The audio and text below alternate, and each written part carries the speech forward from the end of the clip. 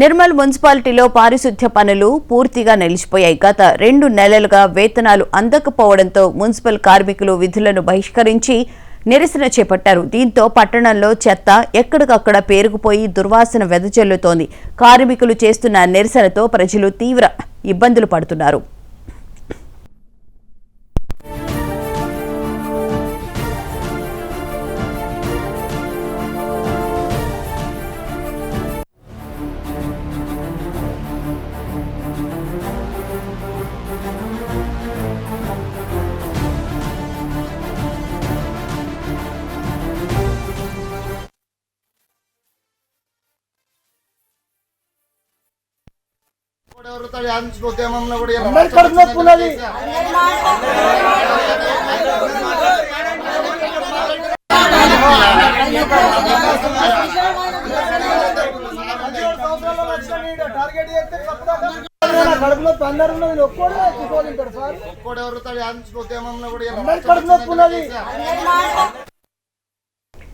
సమాచారం అందుకున్న municipal commissioner కార్మికులతో చర్చలు జరిపారు.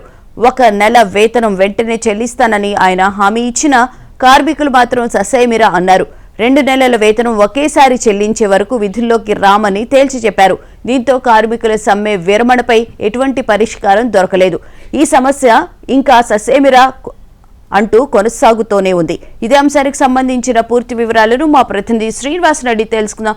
శ్రీనివాస్, చెప్పండి, 1 నెలకి సంబంధించిన వేతనాలు ఇస్తానన్నప్పటికీ కూడా పారిశుద్ధ్య కార్మికులు తలొగ్గినట్లు లేరు కదా, ప్రధానంగా వాళ్ళ డిమాండ్ ఏంటి అసలు?